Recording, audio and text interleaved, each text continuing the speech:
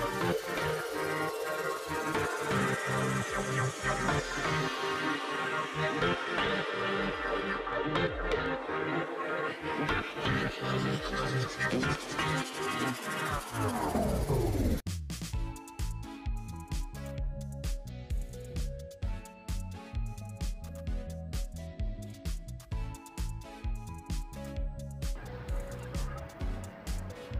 good morning. Welcome po sa ating channel and welcome back sa mga dati na nating taga-subaybay. Araw po ng Sunday, ika-20 araw sa buwan ng Abril 2025. Oras po natin, ganap na 40 minuto makalipas ang ika-7 ng umaga. Update po natin itong NSCR dito po sa bahagi ng dulong bahagi ng lalawigan ng Laguna. Ito pong lungsod ng San Pedro. Sa lukuyan, nandito po tayo sa Maharlika Highway at approaching na po tayo ng city proper ng San Pedro. Opo, update po natin ito after 2 months. Alamin natin yung mga latest development ng proyektong ito. Nung nakaraan kasing vlog natin, may poste ng isa na itinatayo, no? So alamin natin kung nadagdagan, kabayan, ano? At dito po ulit tayo dadaan sa bayan kasi mas makikita po natin yung ginagawa compare kung diyan tayo dadaan sa kabila sa tulay. Ito naman po yung access road. Abay, samentado na, ano, ganda.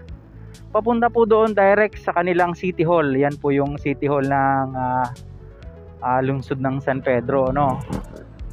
Dati doon ang daan sa kabila. Yun yung sa nilabasan ng e-bike. Medyo masalimut kasi diyan. Ganda na, di ba, no? Tapos putulin lang natin yung video. Ito yung daan papunta doon sa City Hall, siyempre pag bayan o lungsod, medyo masalimutan traffic, no? Pero dahil nga po ngayon ay Sunday, so na-expect natin medyo maluwag siya ng konti. And then re-resume tayo pagdating doon sa may release na, no? Yung mismong ginagawa ng PNR NSCR dito po sa dulong bahagi ng lalawigan ng Laguna. Ito pong San Pedro. Medyo nagpatapatanghali tayo konti dahil hindi masyadong maipakita sa drone kapag medyo maaga pa, no? Ayan. Total, hindi naman kalayuan sa atin to, mga 45 minutes lang siguro travel by motorbike. Nandito na tayo.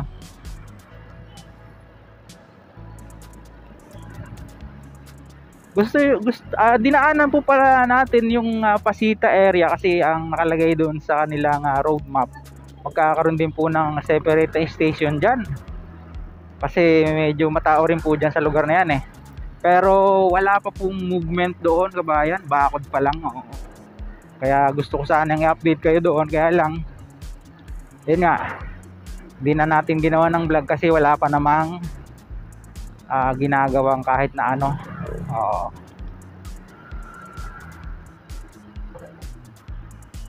Ito na, railroad crossing na po ito. And then ito na yung alignment niya sa una-unahan ng konti, no? Oy, may pierhead na agad. Nag-iisa-isa. Diba, no? Ayan. Papunta doon. Di silipin natin sa kabila, kabayan, no? Kuha lang tayo ng aerial shot.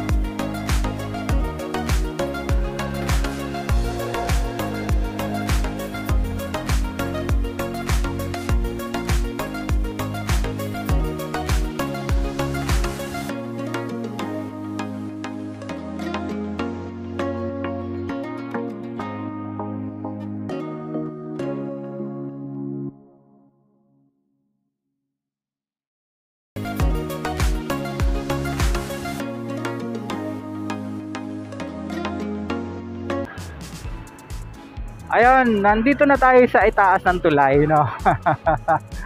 Silipin natin dito, pwede naman dito eh. Ayan, no?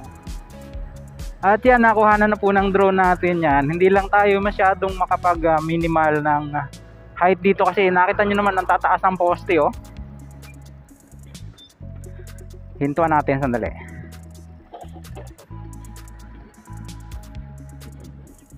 Ayan. Hanggang doon, mayroon ng mga board piling din pala dito sa kabila. Bukod doon sa poste na yun, nag-iisa-isa. Then, dito, sa kabilang area, wala pa rin gaanong movement. At yun nga, hindi pa, marami ano pa anino eh. Dahil medyo maaga pa eh. Alas 8 pa lang eh.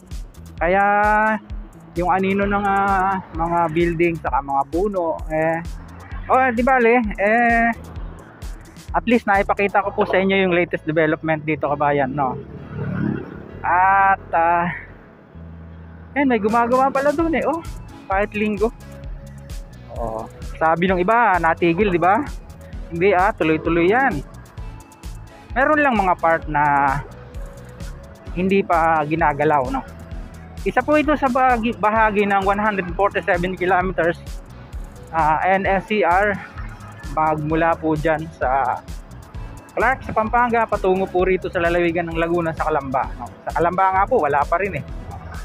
So hanggang dyan lang po muna yung ating vlog na na-share sa inyo dito naman sa bahagi ng San Pedro area. Next nating itinerary, puntahan natin naman yung isang malaking project dyan sa Cavite, yung Calax, kabayan, no? Ayan. At yun, mga lang po nakapagawi sa ating pong munting channel. Sana po huwag niyong kalimutang mag-like at mag-subscribe. Pakipindot po ang notification bell para lagi po kayong updated anytime na mag-upload po tayo ng video. Ito po muli si Kabayang Alex, lagi nagpapaalala, mag-ingat po tayo, lagi tayong panalangin at magpasalamat sa Diyos. See you po in my next vlog, God willing. Bye bye.